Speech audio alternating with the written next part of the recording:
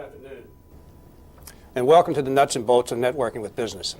I'm excited to be here today, and I know that each one of you got up this morning when you got out of the bed and headed to work. You just couldn't wait to get to your office to be able to log on to the webcast to hear Layne and I talk about the nuts and bolts of networking with business. We really appreciate you taking your time. You weren't excited this morning. By the time you leave this afternoon, I'm sure you will be excited. It is exciting to be here with Layne Thome from Home Depot in Atlanta, Georgia. I think you'll find her quite interesting and have a lot to offer to your programs regarding getting people with disabilities employed. I'll be talking to you about the rehab perspective in this and why it's important to the community rehab programs and VR. And Layne will be talking to you about the business side. She'll be talking to you about why it's important to business and what they expect from you. First, before we get started, I wanted to also talk to you about why this is important. Before we even start talking about the nuts and bolts, I think we should come to some terms about why it's important to programs like yourselves. First, the high unemployment rate. Even though we might disagree with the figure, the Lou Harris poll still says that we have 66 to 70% of people with disabilities unemployed. If you even say it's 40%, it's too high. When the general population, we average somewhere between 3 and 6, depending on the location. When we got 6 to 6%, that's too high. So I think we can decide that this is one of the important issues while we're talking about the nuts and bolts of networking with business. Second is that businesses report that they don't know how to find rehabilitation programs. If they can't find us, then it's difficult for them to hire people with disabilities. It makes it real difficult, so we want to make sure that people can find us. So this is an important issue that we need to address. Third, businesses have needs which can be filled by rehabilitation.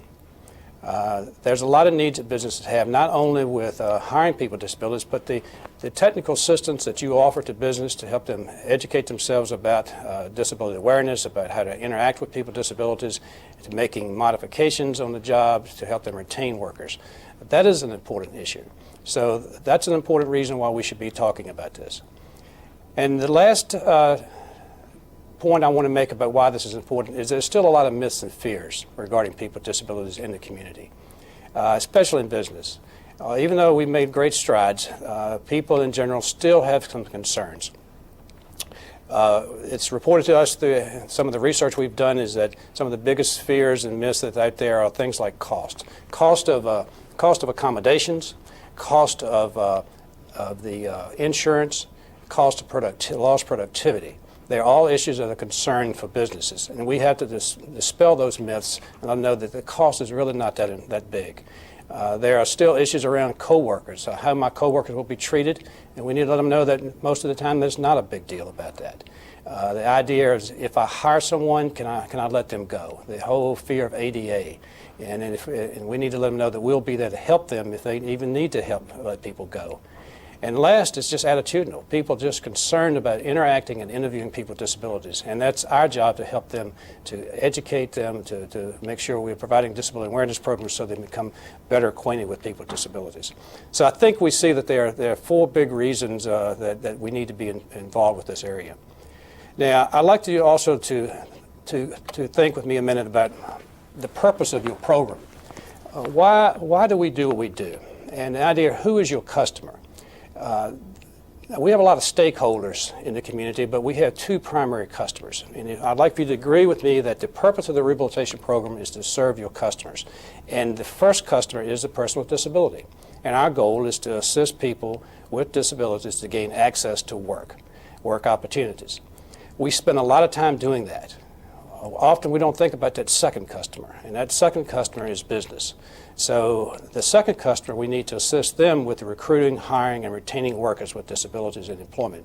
We'll talk a little bit later about some of the things that we need to do with this, but I'd like for you at least to be able to agree that our job every day when we come to work in the rehabilitation field is to help people with disabilities to become employed and to assist businesses in helping them find, recruit, hire, and maintain people with disabilities in the workplace.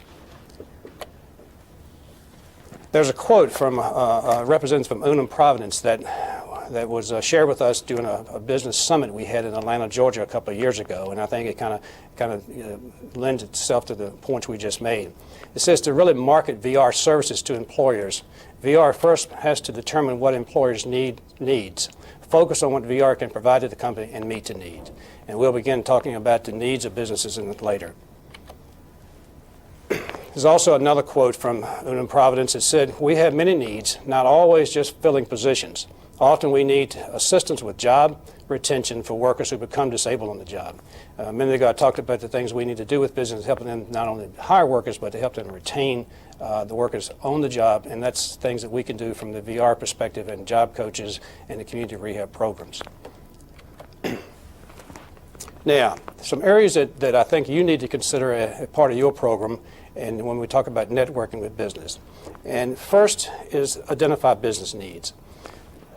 If we had a group of businesses here today, and we do have one that will be talking to you, I'm sure what they would say first is that what you need to do is you need to identify what the needs of businesses are. To find out what it is, we need to do more focus groups, we need to do more surveys, we need to do more informational interviews, we need to find out what businesses want and what their needs are so we can meet them. Also, we need to talk about, in considering things, learn the business culture. What is the culture of Home Depot? What is the culture of Wawa's? What is the culture of any organization that we're dealing with, that drives them, that makes them work? What are the jobs like? What are the people like? What do they want? Again, it goes back to the needs, but also understanding the business culture. It's a big difference from the rehabilitation culture, so we need to find out what the business culture is. Businesses will tell you that you need to talk the business language and not the rehabilitation language. Business do not care about OJT, DOE, IEP, IPE. What they care about is just people getting jobs and helping them to find good people that are qualified who are willing to work. So we need to drop the jargon and just talk pure business language. Another area that you need to be concerned with that businesses report to us is to develop a sense of urgency. Businesses see government and they see that the wheels of government turn slow. They don't see us being really concerned about helping them quickly and being speedy in getting the services to them. We have to understand that businesses are busy people and that when they need something, they need it very quick, and we cannot wait weeks before we interact with them. So the idea is that we need to develop a sense of urgency, show that we have a passion for this, show that we are concerned about their needs and we want to meet their needs. And last is we need to make sure we are concerned about establishing a business value. What is your value to business? Why would they want to work with you? As compared to other organizations. You have to come up with a sense that you have something of value to them and that you can provide that to them and that they really respect what you do. Ideally, they would be able to share that with other organizations and say, working with your program has helped me with my bottom line, and we appreciate that.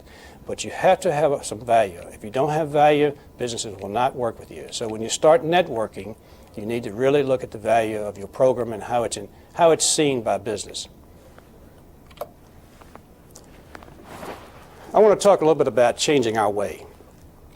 Go back to the unemployment rate that we talked about earlier and some of the reasons this is important.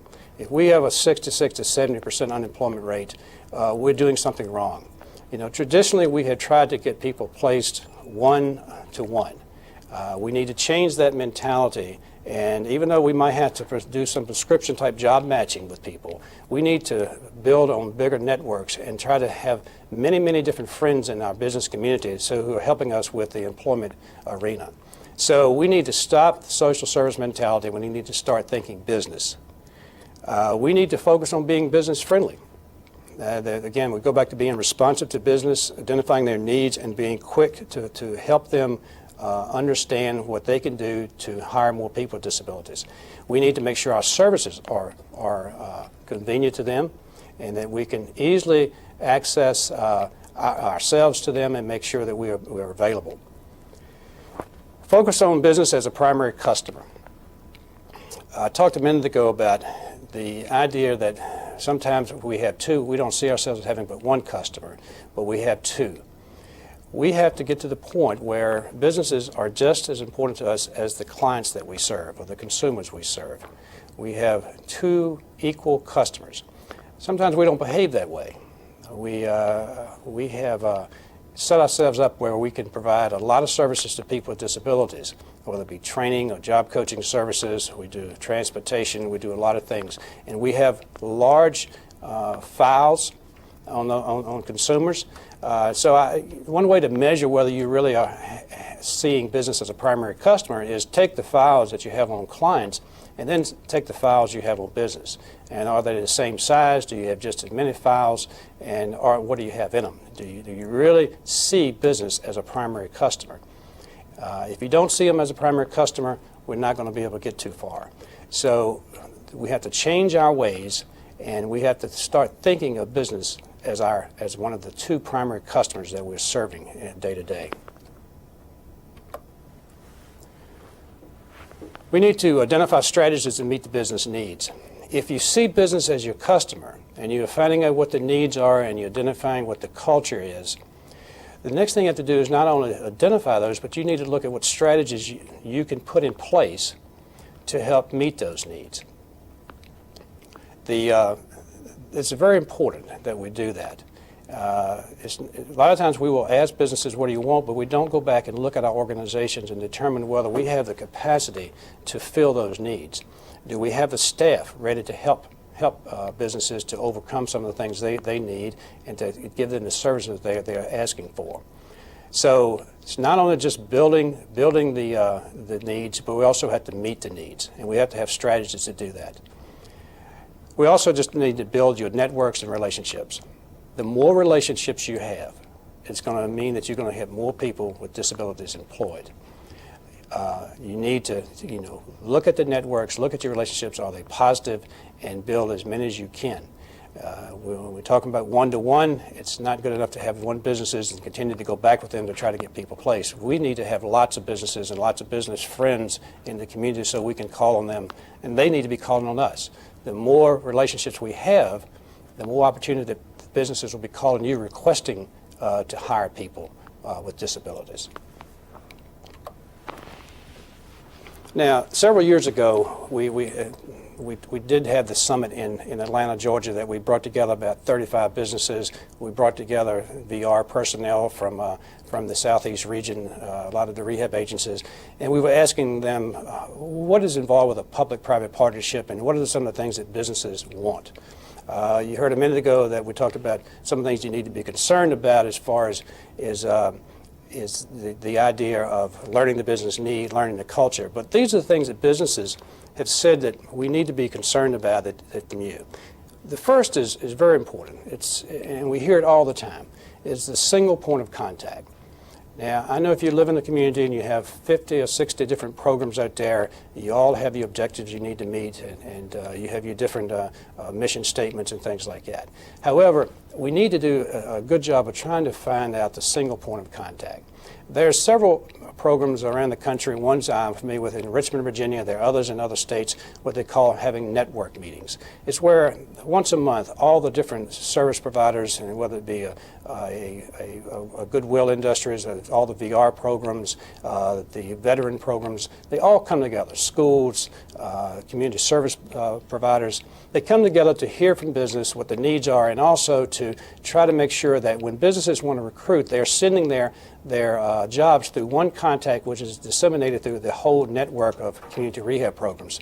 This definitely makes it easier for businesses to access you, and it stops having 40 and 50 people knocking on Layne's door, every day, at least once a week. So we need to have a single point of contact, or get as close to that as possible. I know it's probably not feasible in every area, but we need to try to make sure we're networking and having that single point of contact.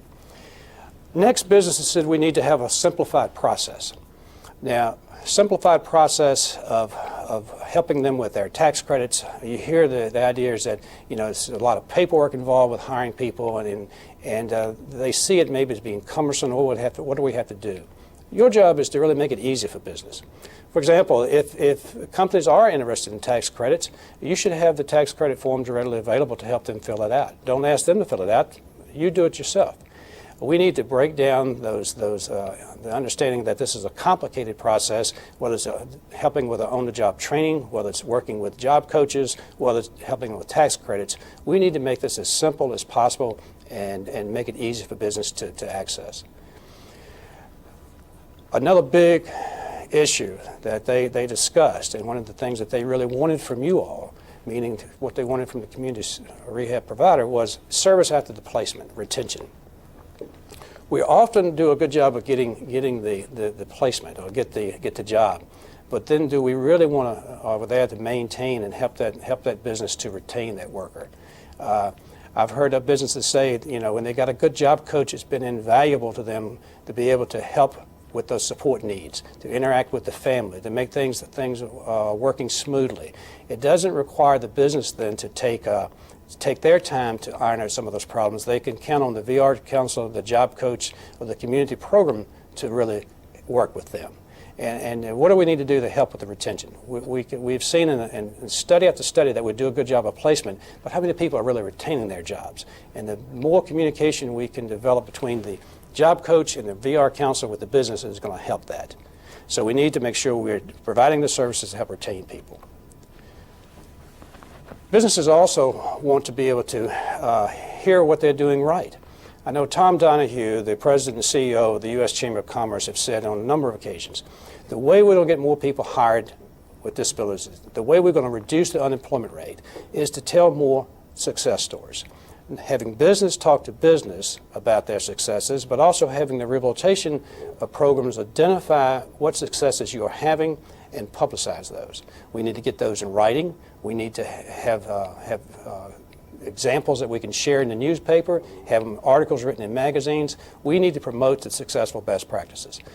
There's a lot of things going on within business that are great, and you'll hear from one today with Home Depot, and Home Depot has done a wonderful job of recruiting lots of different people around this country, and they've done an excellent job of trying to recruit people with disabilities and maintain relationships. But there are lots of companies that are doing this, and we need to promote those. The last is that they want involvement from rehabilitation. You know, often I hear from rehab counselors and job coaches that, you know, businesses really don't want to be involved with rehab. And that's just not true, I don't think. I think what you find is that businesses are busy, businesses don't know maybe how to access a rehabilitation people, but they do want your involvement. They're willing to invest their time if they see that the things you're doing has some value to them, that it's a 50-50, it's a partnership, and they're willing to do that. But they do want involvement from you. They're in a strange new arena, really trying to understand this whole disability movement and understanding people with disabilities. And the more you can help, and the more you can be involved with them, is going to enhance your chances of really creating networks and partnerships. So don't shy away. Get involved with business, and I think you'll find it beneficial. Just a quote from another business customer that was at our summit in Atlanta. It was a representative from Lockheed Martin. And it says, a simple point of contact makes it easy, so easy to develop partnerships with VR, and so easy to communicate what we need. Too many agencies asking me about job information create confusion and misunderstanding. So I think you could see here that it's important to business. They were saying that a single point of contact makes a difference, and it cuts down on the confusion of having a lot of people come to you. So please give that some thought. Now, I have listed what I call the 5 Ps of networking that I'd like to talk a little bit about. And as you can see, it's called prepare, proactive, participate, persistence, and priority. I think if we're going to talk about the nuts and bolts of networking, we need to look at these 5 Ps. So I'd like to start with prepare. You need to research the business community. How else are you going to find out who's out there without having some type of filing system or some type of system to be able to maintain the list of businesses who are in the area? Do you know the number of businesses who are in your locality? Do you know the ones who are getting ready to move into your locality, the ones who are getting ready to leave? How many people do they employ? But we have to do research, whether we get it from organizations like the Chamber, whether we go to SHRM meetings, Society of Human Resource Management meetings, SHRM, whether we get it from the library, off the internet. We need to find out who's out there. So once we know who's there, The second thing we need to do is really sit down and schedule the interviews. We've got to take that next step. Often we are a little hesitant about going to corporate offices and talking to businesses about this issue. We need to feel good that, again, going back to the value, that we have something to offer business, and we need to not only find out who they are, but we need to schedule time to talk to them about who we are and how we can benefit them in this whole process of hiring people. So research and then schedule the interviews. We also, and I've talked about this earlier, is to maintain business files. If you do nothing else, you need to at least start maintaining some type of filing system on businesses so we can know who the contacts are. It should be easily accessible to everybody in your office. It should be easily accessible to those network meetings that you have. But we are knowing who they are and who to contact and what type of services they are providing, what type of people they're hiring, what type of needs they have, and have we met those needs. Also in those files, you should keep information about what they say about you. So you need to maintain files. And last is you need to make sure that you have some attractive and pertinent marketing material for business. You know, it doesn't have to be that expensive. Right now we have a lot of color printers that will do an excellent job, but something nice, and it should be crafted for business. We make a mistake sometimes that we prepare a general flyer or brochure that talks about us, meaning the community rehab program or the provider, but it really doesn't say much about what the businesses want. So I would suggest to you, if you're doing this, is let a few businesses look at your brochure and see if it is business driven, if it's business friendly, before you get it published, before you get it completed. But I think you need to prepare. You need to get yourself ready and start researching, start developing your brochures, start maintaining a filing system of businesses in your community. So prepare. Proactive. And proactive, I mean really get out and access business. We need to seek out the businesses and find out the needs. We can sit back and say businesses don't want to hire and that they're not coming to the table. But what efforts have we made to get them to the table? It's our responsibility, I think, to really drive it home, to talk to businesses about what their needs are and to take the first step.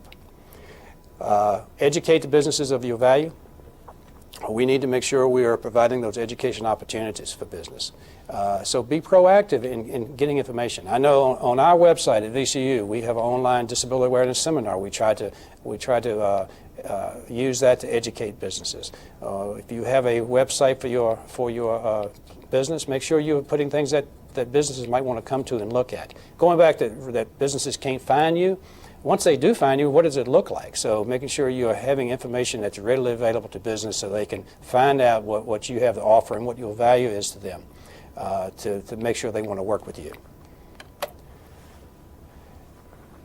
Provide quality customer responsive services. I spoke about this earlier, is that if we're going to build the networks and be successful, we got to provide quality services.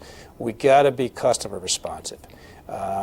It's not good enough to wait 2 weeks to get in touch with a business if they're calling to you. I know a lot of businesses will call us through finding us on the website and asking for information, and they want an immediate response. So they don't want to wait for 2 weeks before they find out the answer.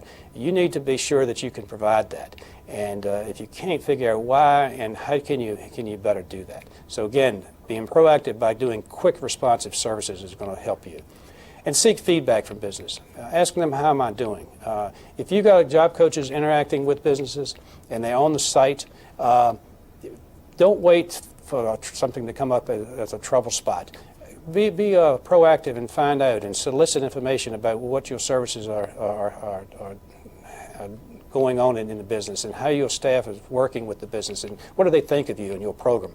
So then you can modify and make changes as needed. So you're helping business. Business see that as a way of being responsive, and that you're concerned about what you're doing in the business. You're concerned about helping them, and that you want to be a good business. So seek the feedback and figure out what's happening. Participate. I've heard too many people say that I don't have time to participate and it's really no good. I don't get anything out of it. But I would suggest to you that you need to get involved with business groups. And I'm sure a lot of you out there are members of the local chamber.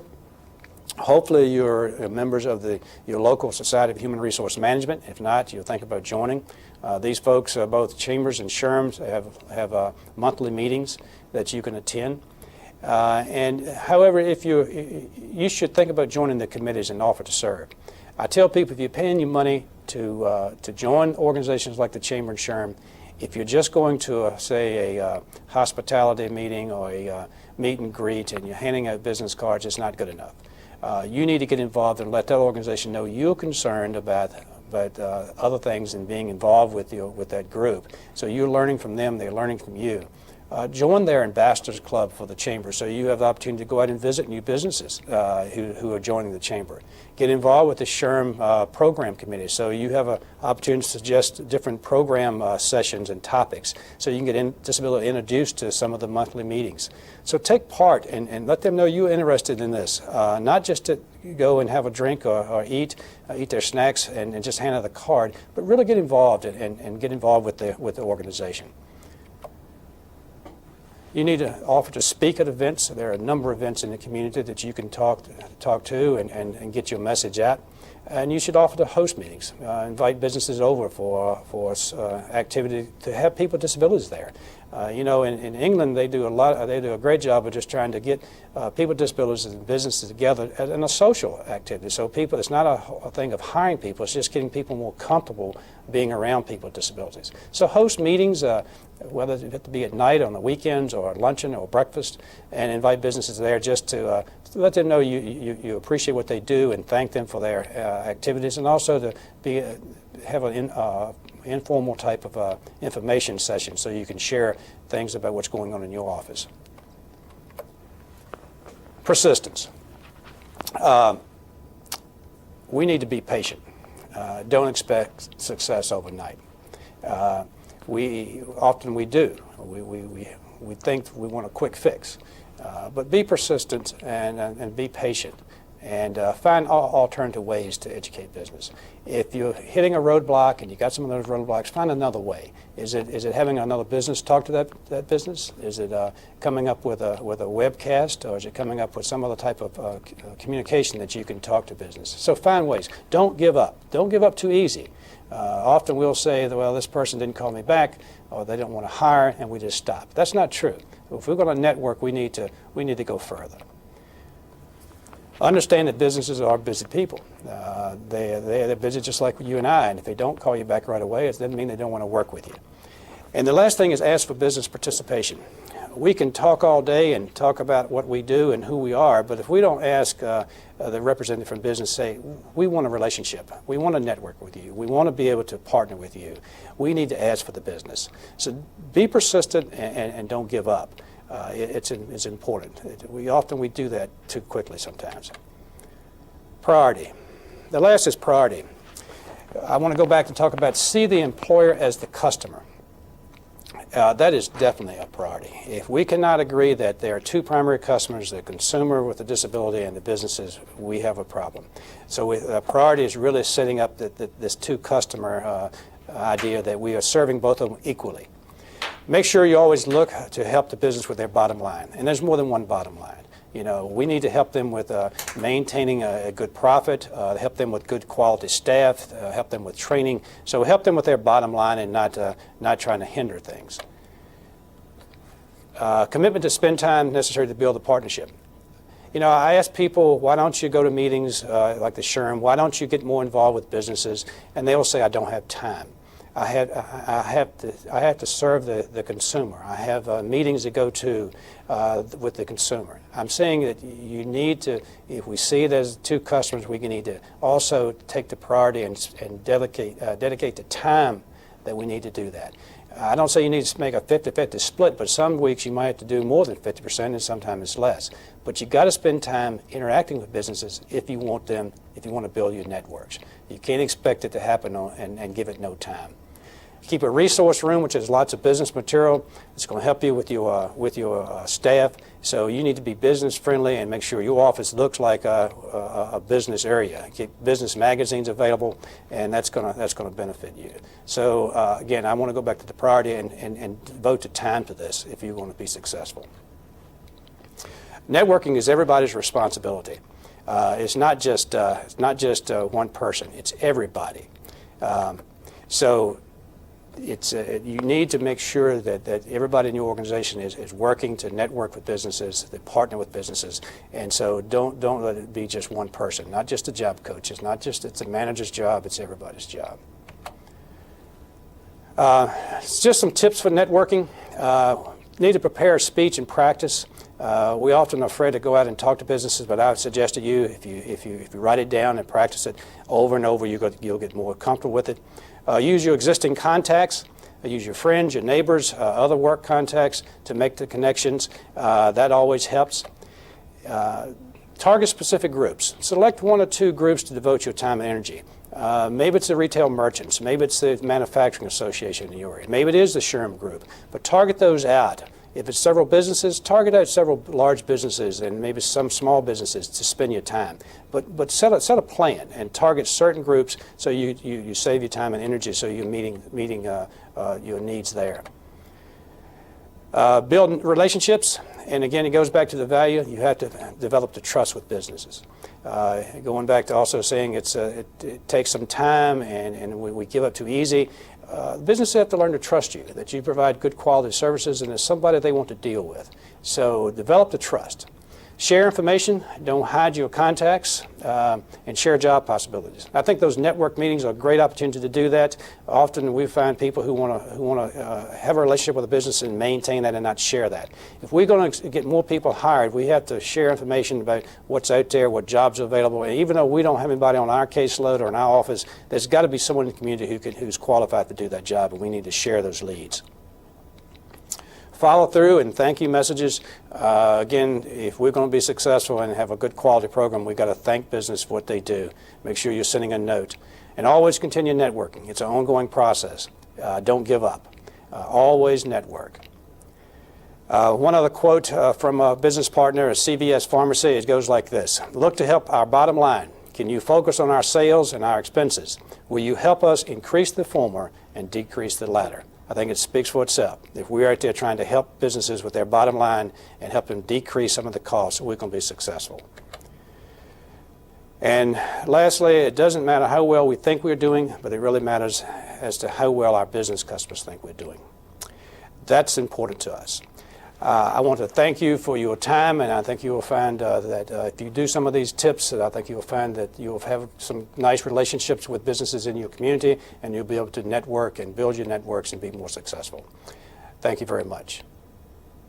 Good afternoon, and it's a pleasure to be here with you today. I want to thank Howard for giving me such a great segue into talking about the strategies for working and hiring individuals with disabilities.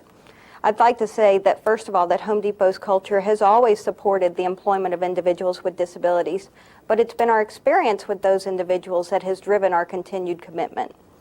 There are truly business reasons as to why companies should be involved in hiring individuals with disabilities, and I want to highlight a few of those for you right now. The first is that it increases our recruitment pool. In areas where we have a tight labor market, this is essential. So it's important for us to realize that we can expand our recruitment pool by bringing individuals with disabilities into that. Second is our experience has shown that individuals with disabilities tend to be long-term committed associates with good attendance records. Third is that it tends to motivate other associates. When they have a disabled associate who's working side by side with them, we find that the productivity of those groups increase. And lastly, it provides our disabled shoppers with someone who better understands their needs. You might say, why is it important for Home Depot to be in the disability marketing or be in the disability business? And I think that the statistics from the University of Georgia's Seelig Center for Economic Growth clearly points out why it's a good business venture for us. If you'll refer to the list, you'll see that disabled consumers represent $796 billion in buying power. And believe me, that's buying power that we want to tap into. As many of you may be aware, Home Depot's been operating for 25 years. And for us to continue to evolve over the next 25 years, there are certain key things that we have to stay focused on. The main thing is staying focused on our customer relations, how well we relate to our customers. We know that in order to do this, there are certain things that we have to do. One is to be able to speak their language. So when we have a customer who comes in who speaks Spanish or a customer who comes in who speaks ASL, we need to make sure that we have associates who can communicate with those customers. Second is creating an environment that's complementary to their lifestyle. That means, do we have the right product at the right price at the right time? So are we providing the right things for our customers for their lifestyles? Next is that we have to understand that the diversity of our communities is changing, and that with that diversity and with that change in diversity, that we have to be able to offer a wide array of products and services so that we can continue to be the leader in our industry.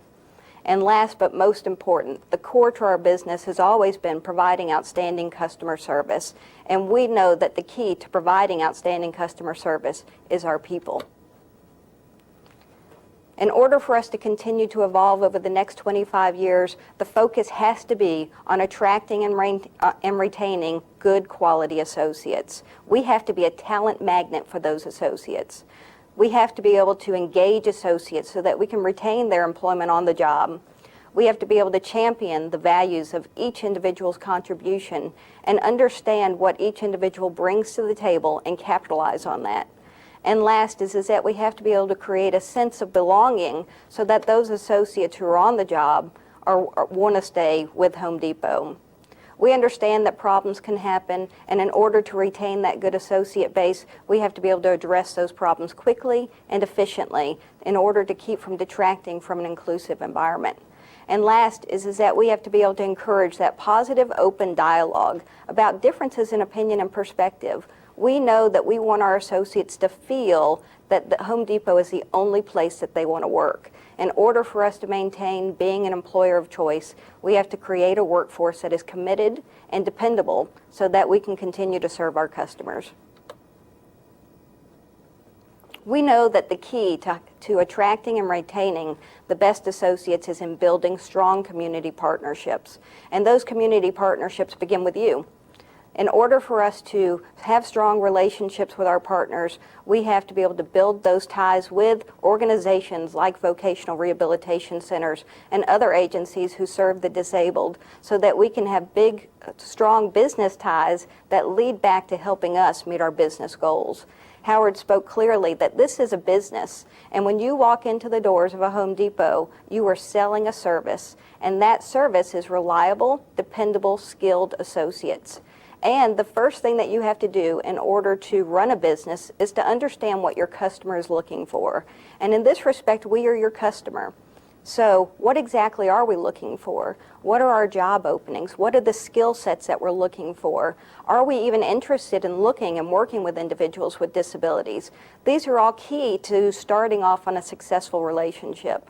In order to drive that relationship, the first thing is to come in and introduce yourself to the business. And that means prior to bringing in a candidate for us to look at. That means starting off with coming in and introducing yourself, introducing your organization, talking about the value that you can bring to our organization, as Howard so eloquently pointed out, that this is a two-way street. And the other side of that is understanding that as a business, our bottom line is to, one, be profitable, but number two, to have employees who are well skilled and engaged in our workforce. So make sure that you understand what our business needs are. Understanding the business needs comes from understanding the skill sets that we're looking at, the experience and education that we're looking for, and being able to match your clients with an opening that we currently have available. So it's a two-way street of being able to match your quality labor with our open positions. Next is to involve business leaders. Howard also spoke to this, is to involve business leaders when designing your training programs. When you're looking at ways to educate your clients as to what is business looking for, involve business in that decision, involve business in those trainings, because until business is represented at the table, what we find is that there's a skill gap between the clients that you're presenting us and the work that we have to get done. I'll give you an example. We have customer service as a key component of Home Depot's business. You know that if you walk into a Home Depot store that you will be serviced by a knowledgeable, educated associate. Well, what we find is that when vocational rehabilitation centers come and approach us about clients, that they say these folks have been trained in customer service. Our definition of customer service may be a little bit different than your definition of customer service. It goes beyond a friendly smile. And so make sure that as you're working on programs to develop your clients to be job ready, that those skills that you're training them with truly are what will benefit a business, that they match with our core criteria, and that they match with our definition of what we would consider ready to hire. Next is to use out-of-the-box thinking to incent companies to want to partner with you. There have to be more creative techniques used by organizations that serve the disabled to want to incent companies to want to participate. You know, we all know that we can take advantage of the WOTC tax credit.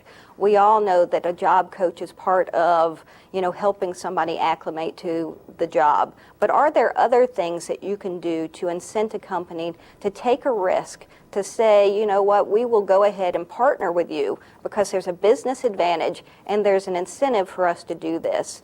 And I know that it's hard to think of employing people with disabilities as being incentivized, but it's one of those things that using out-of-the-box thinking to help employers see the reasons as to why they should be involved. Is it just good community relations? Is it the opportunity to hire quality employees? We have to change from the mindset of that this is a charitable thing to do to this is the business-driven reason to hire individuals with disabilities. This isn't charity. These are people who are well-skilled, ready and able to work that will provide a benefit back to that business. The next is to make sure that your client has the basic job readiness skills. When they show up to work at a Home Depot, we want to make sure that they have all the basic job skills necessary. That means to know to show up to work on time. That means to know what type of clothing to wear when they come in so that they make a good appearance. That means knowing that if they're going to be out, that they should call their supervisor. Basic job readiness skills. We can help teach them the job, but we don't have the time to spend in investing to teach them the job skills that they need to be successful. Howard also touched on this point, but I'm going to reiterate it, and that is to consider job retention rather than just job placement.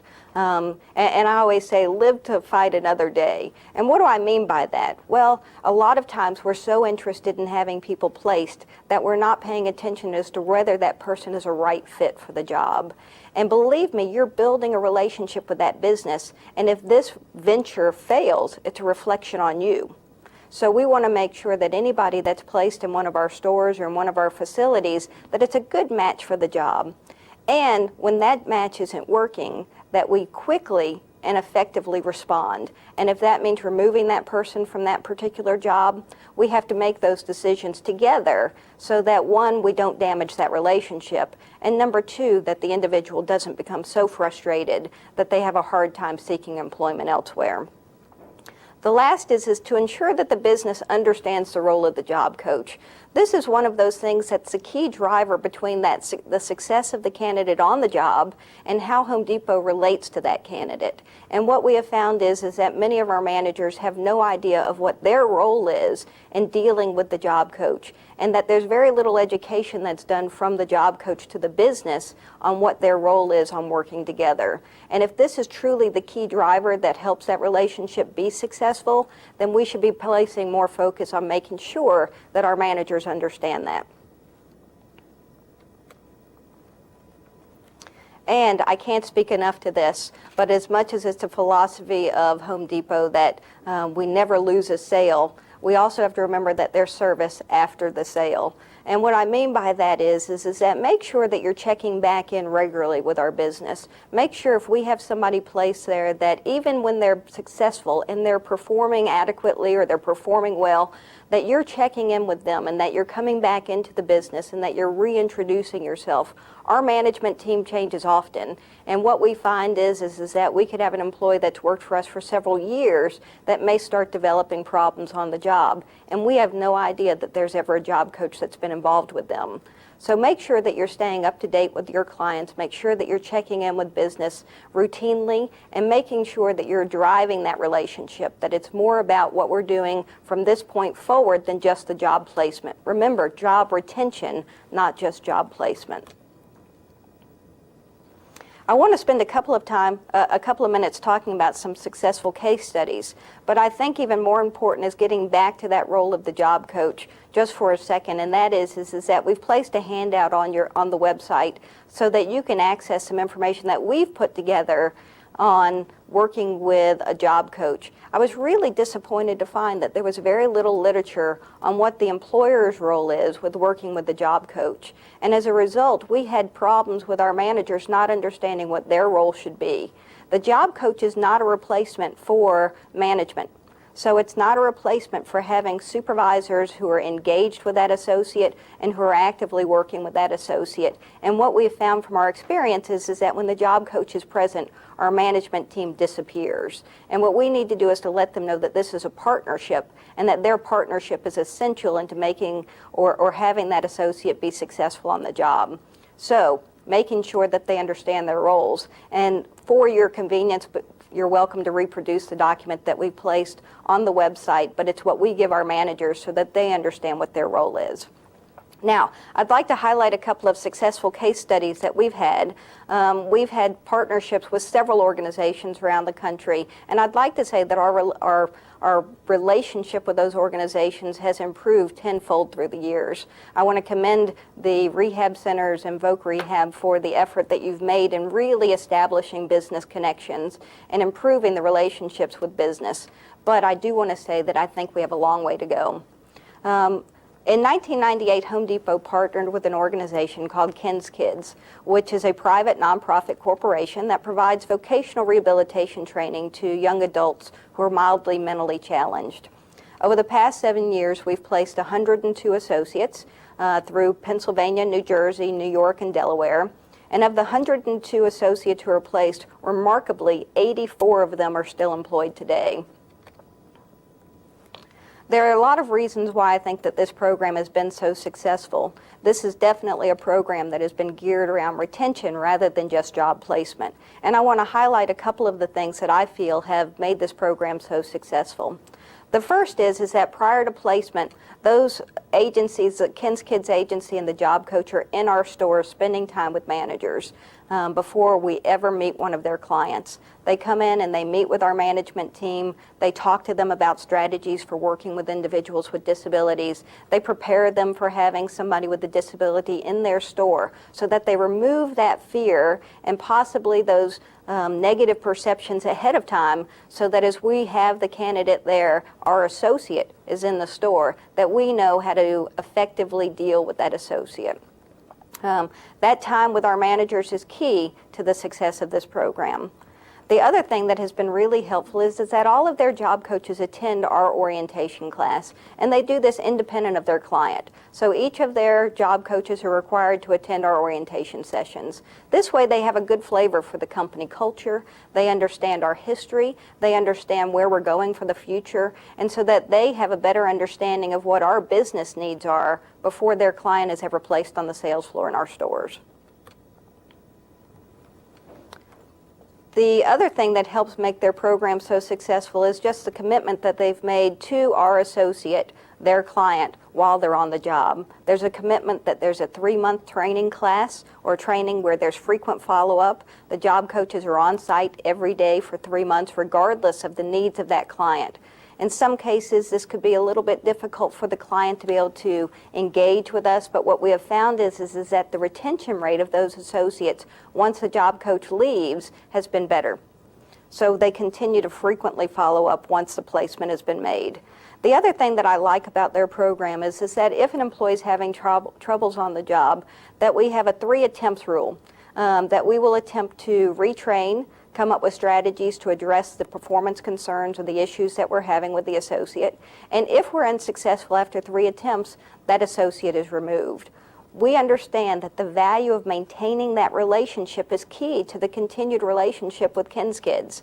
And this is an incredible program that we know a couple of negative experiences can sour the way a business feels about partnering with an organization. So they understand the value of maintaining that relationship and building the trust. And we understand the value that they are looking out for the better interest and the best interest of our company. I want to highlight another case study. This is a program that we started back in April of 2000. It's a paid work adjustment program that we've called Deaf to Work. This program's currently just in the Georgia market, but it has been in place since 2000. And the idea behind this was to create a work adjustment program for individuals who are hard to hire, deaf or hard of hearing individuals. So these are individuals who've been involved in the voc rehab system, and our intent is to get them real on-the-job training and work exposure to help them gain those critical work skills that they might not get otherwise. During the program, the associates have extensive training, both before they start on in our buildings and after they're in our buildings. So they go through an intensive orientation, they go through all of our safety classes. All of this occurs before they ever step on the sales floor. Next is that they have extensive job coaching and interpreting services for 90 days. So during that 90-day period, the job coach and the interpreter is teaching our management team how to work with those associates, how to communicate with those associates, how to avoid the common communication barriers that occur between deaf and hard of hearing and the hearing population. And what we have found is that during this 90 days, where we're having the intensive job coaching and training, is that our management team and other associates are thrilled, one, to learn how to communicate, but two, it removes that fear and anxiety that they have of working with somebody who communicates in a different way. After the 90 days with the job coaching, if the person has performed well and they're interested in working for Home Depot, they're offered a full-time or part-time position with us.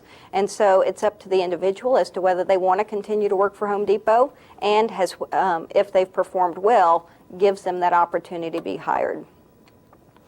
During that 90-day period, it is a paid work adjustment program, so they're paid a competitive wage. And to date, we've held 14 training programs. Through that, we've put 42 associates through the training program, and to date, 28 of them are still employed. I think that's a remarkable retention rate, considering that, one, that there's so many barriers to overcome, and number two, that these are individuals who may never have worked in a competitive work arrangement before, who are given the opportunities to be successful. Lastly, what I'd like to do is end with a quote from our CEO and chairman, Bob Nardelli. I think this really summarizes Home Depot's commitment to not only diversity, but also the employing of individuals with disabilities. Bob said, "Celebrating diversity and practicing inclusion are tied to our success and to our bottom line.